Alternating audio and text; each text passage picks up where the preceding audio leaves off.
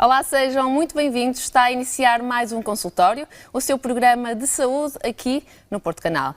Hoje vamos falar sobre uma das principais causas de cegueira em adultos no mundo ocidental. Vamos falar sobre glaucoma. De 12 a 18 de março vai-se assinalar a Semana Mundial do Glaucoma e nós hoje aqui vamos fazer uma antevisão. Para isso vamos contar com a presença aqui em estúdio da doutora Teresa Painhas. Boa tarde. Boa tarde, doutora Teresa. A doutora Teresa é médica oftalmologista da CUF e vai-nos dar aqui um bocadinho mais de noção sobre o que é esta patologia. Vamos também poder contar na segunda parte com a doutora Inês Almeida e é aí que vai poder tirar todas as suas dúvidas sobre o glaucoma. Para isso, já sabe, pode-nos sempre contactar através do nosso e-mail, consultorio@portocanal.pt ou então através do nosso número de telefone, 22 953 8525. Vamos então dar início a esta primeira parte. Doutora, vamos começar pela pergunta que é mais importante, o que é o glaucoma? Exatamente. Antes de mais agradeço o convite para estar aqui a falar desta patologia tão importante quanto o glaucoma. E então trata-se de uma doença degenerativa do nervo óptico. Vai acontecer com o tempo uma perda das células nervosas e se não for detectada atempadamente e sendo feito um tratamento adequado, pode levar à perda de visão. É importante, então, para percebermos a importância do glaucoma, perceber o que é o nervo óptico, então, esta estrutura que fica danificada nesta patologia. Eu trouxe umas imagens, se puderem Podemos já começar a ver.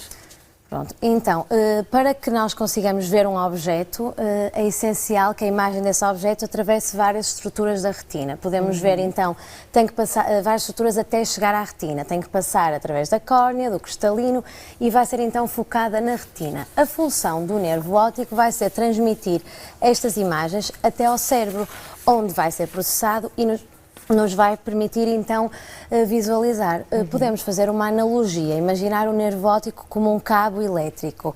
É composto por inúmeros fios elétricos e cada área da retina vai ser conduzida até ao cérebro por um desses fios elétricos. Imaginemos, então, que com a doença alguns fios vão apagar. O que acontece é que o doente vai acabar por perder a visão. E muitas vezes o maior problema desta doença é que, como a visão periférica é perdida, o doente não tem sintomas, ou seja, daí o nome que damos muitas vezes a esta patologia do ladrão silencioso da visão, exatamente porque, infelizmente, muitas vezes não há sintomas até uma fase tardia, quando pode já ser tarde para conseguimos conservar a visão do paciente. Doutora, o que é que causa este glaucoma? Ora bem, então o fator mais importante na origem desta doença e também da sua progressão é um aumento da pressão intraocular dentro do olho. Para explicarmos um bocadinho lá em casa o que é a pressão intraocular. Então, o nosso olho é composto, se fosse vazio, não seria uma estrutura redondinha, seria uma estrutura mole e, portanto, dentro do olho há uma estrutura que produz um líquido que preenche a parte anterior. Podemos ver aqui neste moldezinho, pronto, que é o corpo ciliar. E então, este líquido vai ser responsável por induzir uma determinada pressão dentro do olho. Levante só mais um bocadinho, doutora, obrigada.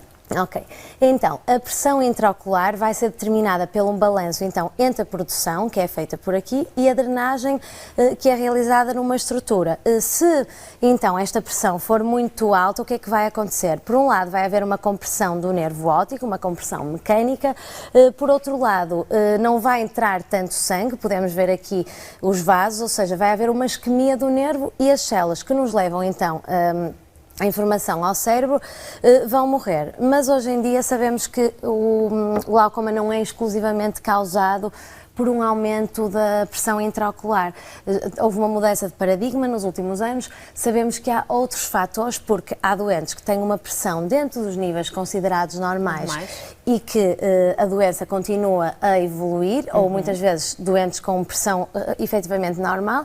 Por outro lado, podemos ter a pressão do olho alta e não ter glaucoma, ou seja, hipertensão ocular é uma coisa e não tem que ser sinónimo de glaucoma. Então, há outros fatores, além da pressão intraocular, que podem causar glaucoma, nomeadamente o dano individual de cada nervo óptico a regenerar-se. Por outro lado, também a pressão de perfusão, que tem a ver também com a tensão arterial sistémica. Por outro lado, certas doenças vasospásticas, enxaquecas, podem estar também na Ligadas. origem, exatamente. E hoje em dia fala-se muito também em não olharmos simplesmente para o nervo do lado do olho, ou seja, o nervo depois vai entrar no cérebro e cada vez se estuda mais também a pressão intracraniana como um possível fator que causa o glaucoma, mas de facto o principal fator de risco é sem dúvida a pressão intraocular. Portanto, Como é que se deve fazer este despiste do glaucoma, doutora? Quando, a quem? Ok, então, todas as pessoas, não é, devem fazer uma avaliação regular, mas há doentes com fatores de risco que devem ser vistas mais frequentemente, ou seja, a partir dos 40 anos todos os doentes devem fazer uma avaliação no oftalmologista. Doentes com fatores de risco como a história familiar familiar aumenta o risco de glaucoma 4 a 6 vezes, a raça negra também tem maior prevalência de glaucoma e um glaucoma mais grave, doentes com miopia, com diabetes, estes doentes devem fazer mesmo antes dos 40 anos, ou seja, a partir dos 35 devem fazer esta vigilância. E não basta, às vezes as pessoas pensam, ok, então até tenho uns óculos, vejo bem, então não tenho nenhum problema oftalmológico. Pois. E não é exatamente assim. Só um exame oftalmológico completo é que nos pode realmente despistar o glaucoma. O que é que se faz neste exame? Então, é um exame como qualquer doente que vai a um oftalmologista deve fazer, em que vemos então de facto as visões, avaliamos a tal pressão intraocular com os aparelhos que nós dispomos, não é? Que é feito também na consulta, avaliamos a espessura da córnea, que além de ser um fator de risco, também pode ser um fator que modifica a medição da pressão intraocular, e vemos então o fundo do olho, vamos então com uma lente especial ver aqui esta estrutura. Eu trouxe uma imagem, não sei se pode ser mostrada, do fundo do olho, que diz nervo óptico, é um bocadinho mais à frente. Mais à frente, por favor. A seguir. Ok, pronto, nervo óptico, em que podemos então ver na imagem da esquerda um nervo normal, aquela zona central, aquela zona branca, é uma zona que não tem fibras nervosas, mas é perfeitamente normal aquela dimensão. À direita vemos uma zona branca muito maior, é a zona em que esses axónios, essas fibras responsáveis pela visão, se perderam. E então, se na consulta, fazendo esta principal avaliação, as pressões, avaliar na lâmpada de fenda se há alguma característica do olho que nos faça suspeitar de doença, de glaucoma ou outras, não é? Mas neste momento estamos a falar de glaucoma. E o nervo óptico suspeito, então vamos fazer outros exames que já são específicos para despistar a doença. Então vamos fazer exames estruturais, são exames objetivos que nos dizem a quantidade de fibras nervosas que existe no nervo e que podemos comparar de umas consultas para as outras, ou seja, ok, agora temos um exame assim, daqui a 6 meses está igual, está pior, pronto, ou seja, exames estruturais, podemos também tirar fotografias ao nervo óptico e comparar de uns exames para os outros, e também vamos fazer exames funcionais. O campo visual é este exame que nos vai testar exatamente a função que é perdida no glaucoma e, portanto, perante esta consulta podemos ter 3 hipóteses. Ou o doente não tem glaucoma e não tem suspeita, e aí continua uma vigilância de rotina regular, como está preconizado. Se há um glaucoma suspeito, mas ainda não confirmado, não vamos iniciar o tratamento. O que vamos fazer é um seguimento dali a 6 meses, voltamos a ver o doente, ou se nos parecer indicado mais cedo. Ou então, se tem glaucoma, vamos então iniciar o tratamento. Doutora, antes de falarmos do tratamento, existe alguma pressão ocular, portanto, pressão exata do ocular ideal? Ora bem, é assim, há uns tempos, há uns anos atrás, considerava-se um valor base, tendo em conta os estudos da população normal, que entre 11 e 21 ficávamos descansados e era uma pressão normal. Hoje em dia, sabe-se que não é assim. Não há um número mágico para de pressão intraocular em que, digamos que com essa pressão não vai haver evolução da doença, não. Isso é uma característica que depende exatamente da suscetibilidade do nervo óptico. Uma pressão, eu posso ter uma pressão de 20 e não provocar dano no meu olho, outra pessoa pode ter uma pressão de 20 e provocar dano, ou seja, há vários fatores e não há um número igual para todos. Pronto, obviamente que isto, quando vemos a pressão, temos que ver se para essa pessoa em causa, exatamente se esse valor é adequado. Portanto, não podemos considerar que haja um valor normal. Claro que é assim, quando vemos uma pressão de 25, isso vai nos alertar. Também temos que ver a espessura da córnea. Uma espessura da córnea mais fina, além de ser um fator de risco, também significa que estamos a medir um valor inferior ao que ele realmente é. Ou seja, há vários fatores que nos vão indicar qual é o valor adequado e não um número igual para todos os pacientes. A doutora estava a falar então a nível de tratamento desta patologia. Que tratamento é que é possível ser feito? Ora bem, então, como já anteriormente referi, a verdade é que nós não conseguimos, nesta doença, não se consegue reverter. Como é uma doença... Não há cura. Não há, exatamente, não conseguimos, as células que se perderam, nós não conseguimos regenerá-las. Há uns tratamentos que agora começam a surgir, mas neste momento o objetivo é prevenir que haja progressão da doença. E, portanto, neste momento o tratamento que nós dispomos é, de facto, descer a pressão intraocular. E quando eu penso em tratamento, penso em três coisas. Então, descer a pressão para quê? Para diminuir a progressão e, por outro lado, para o doente ter uma boa qualidade de vida, não é? Porque não basta descer a pressão e ficarmos descansados, não é? Temos que ir monitorizando, temos fazendo uma série de um seguimento. Como é feita essa descida de pressão? Então, há três tratamentos disponíveis. Pode ser feita com colírios, com gotinhas, tratamento médico. O objetivo destas gotinhas pode ser ou aumentar a drenagem por aquela estrutura que faz a drenagem do líquido que temos dentro do olho, ou diminuir a sua produção, ou seja, como a pressão vai ser um balanço entre a drenagem e a produção, temos que atuar por um lado. E estas gotinhas, há várias classes de fármacos, elas podem ser usadas em combinação, além das gotas temos o tratamento a laser e o tratamento cirúrgico. Em geral, começamos pelas gotas. É assim o tratamento que numa fase inicial, num glaucoma precoce, que se começa a fazer. O laser, estes tratamentos podem ser usados de forma combinada. Podemos usar gotas, ajudar com laser e, se for necessário, fazer a cirurgia. O laser é um procedimento que pode ser feito no consultório, isto falando do glaucoma de ângulo aberto, não é? Que é o tipo mais frequente e que não dá sintomas. E então, no tratamento a laser, o que vamos fazer é aumentar também a drenagem deste líquido, de forma a descer a pressão. Este laser, em geral, não é, se tivermos uma pressão muito alta, ele não vai resultar. Ele consegue-nos descer a pressão mais ou menos equivalente a um fármaco, a uma gotinha, um princípio ativo. E tem um problema também, é que em geral não dura a longo prazo, não é? Pronto, a trabeculoplastia, que é o nome deste tipo de laser, chega a 3, 4 anos e provavelmente vamos precisar de mais alguma coisa. Há outro tipo de laser que é usado em geral em glaucomas terminais, que neste caso, em vez de aumentarmos a drenagem, vamos diminuir a produção, vamos destruir as células que produzem o líquido, o humor aquoso.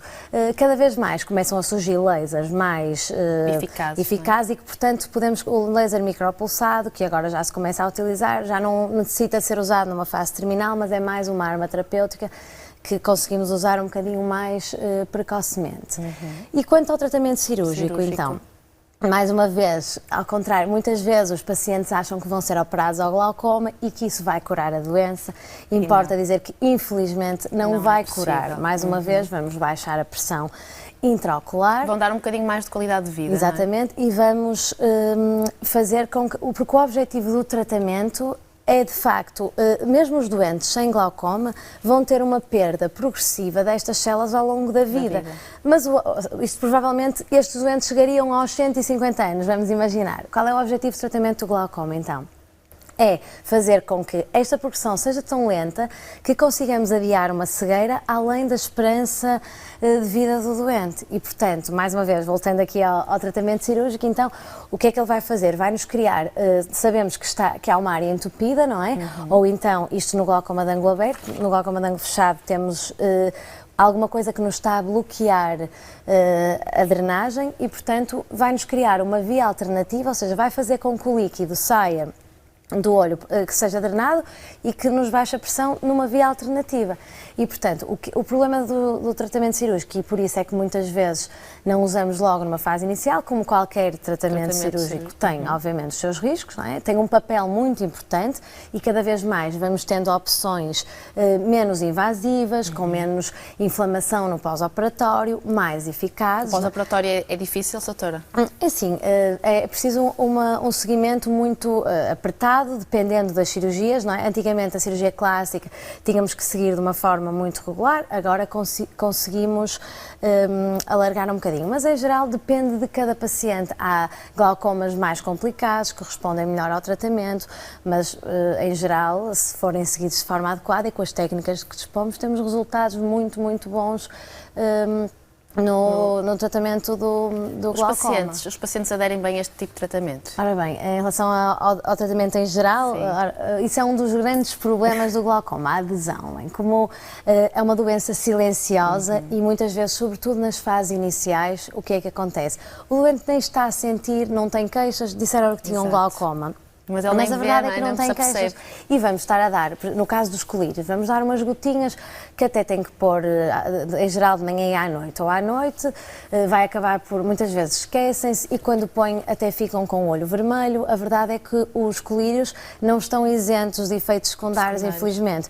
Podem dar efeitos a nível local, o olho fica um bocadinho vermelho, tem comichão, fica com a pálpebra um bocadinho avermelhada e mesmo efeitos sistémicos, doentes com asma, podem, algumas classes de fármacos podem ter, temos de ter cuidado, podem ter algum agravamento, podem dar algum tipo de alterações cardiovasculares e, portanto, muitas vezes é essencial envolver o doente e explicar exatamente a doença. Eu acho que quanto mais informado as pessoas estão, maior é o cumprimento, mas de facto não é fácil a adesão. E é muito importante. Por um lado, temos doentes jovens, os mais jovens, têm uma vida agitada, não é? Doentes com 40, 50 anos ainda trabalham e isso interfere um bocadinho com o dia-a-dia. Por outro lado, tendo em conta que isto surge numa população mais velha, mais idosa, muitas vezes não têm apoio familiar, moram com a esposa que até tem a mesma idade e têm problemas reumatológicos, não conseguem aplicar a gotinha, ou seja, por vezes é um bocadinho complicado. Que dificuldades? Nós estamos a falar um bocadinho das dificuldades que esta doença traz também aos pacientes, eles têm que ter noção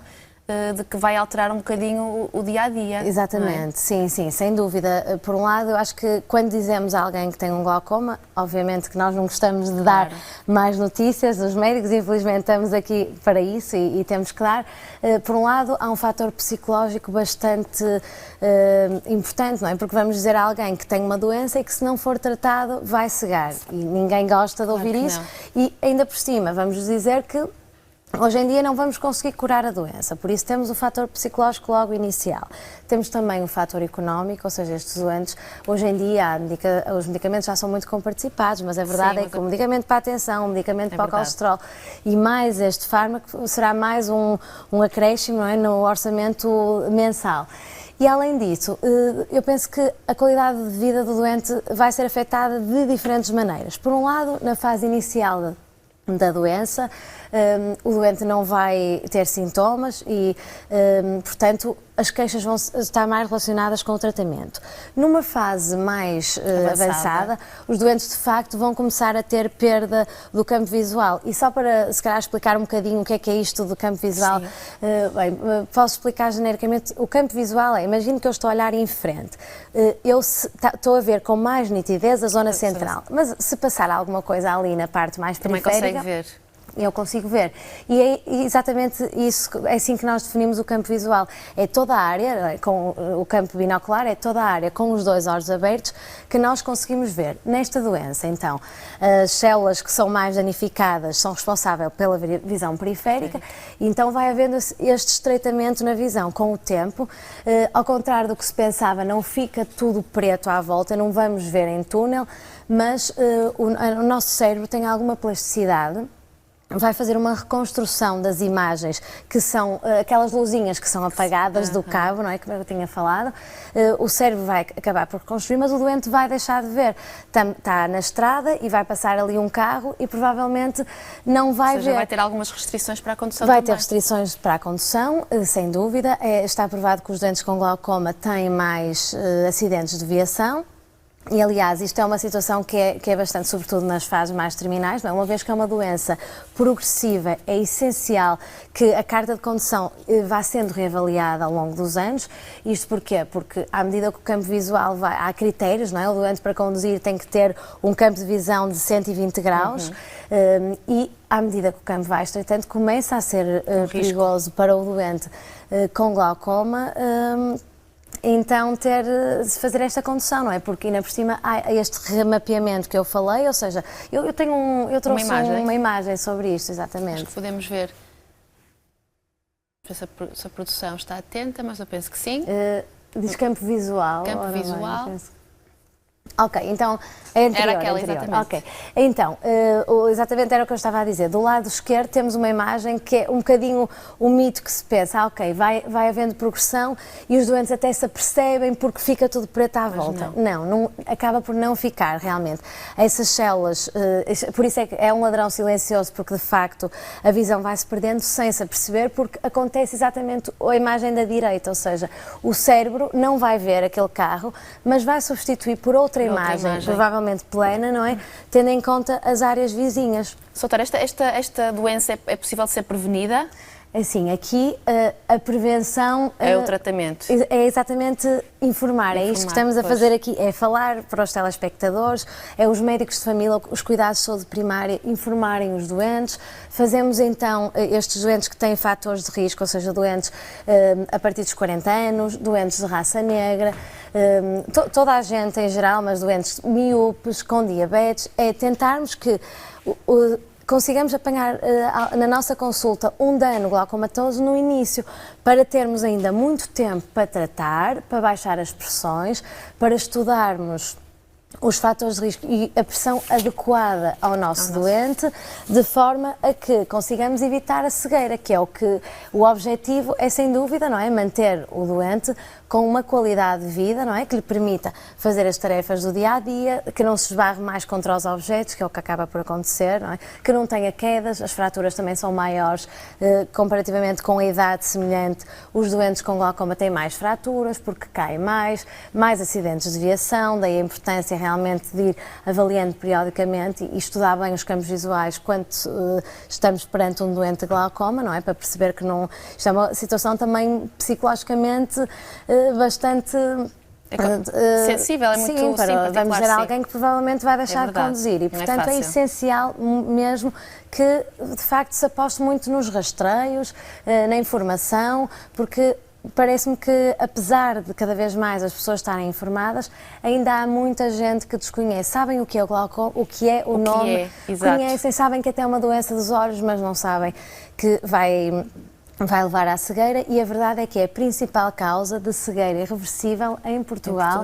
Eu estou aqui a ver 150 mil portugueses são afetados por esta doença. Sem dúvida, é um número muito elevado, muito grande. E, sobretudo, a população, com o envelhecimento da população... Tende a aumentar, não é? Este número tende a aumentar, sem dúvida.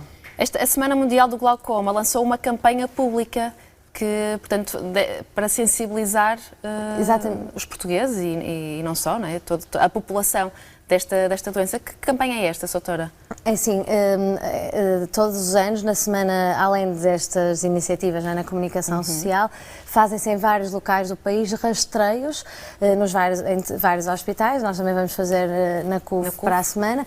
E o que é que este rastreio, como já disse, não é o diagnóstico só com um exame oftalmológico completo, mas este rastreio vamos medir as pressões intraoculares e avaliar o fundo do olho, e vamos então detectar pessoas que estão mais sensíveis e que devem recorrer ao oftalmologista para fazer o tal exame mais completo, de modo a que então os casos graves, os casos de glaucoma ou os casos suspeitos não se percam, não é? Que é importante conseguirmos ter acesso à população. E a verdade é que se calhar nos centros mais urbanos é mais fácil, as pessoas estão mais informadas, mas sobretudo em áreas mais rurais muitas vezes é complicado, as pessoas não têm tanto acesso. Eu acredito que cada vez mais os doentes conseguem e nós médicos conseguimos chegar a mais população, mas a verdade é que é preciso falar, não é? É preciso falar no assunto. Ainda há muito desconhecimento e cerca de 50% de pessoas que têm glaucoma desconhecem. Isto é muito assustador, porque de facto há pessoas com 60, 70 anos que compraram os óculos e até veem bem. E como a visão central até está preservada, não prestam atenção, porque a verdade é que no glaucoma, um doente pode atingir uma fase final do glaucoma e a visão central, quando se olha para os testes de visão, consegue ver a visão o máximo da escala. Porquê? Porque realmente a visão periférica, se não tiver outros problemas, não é?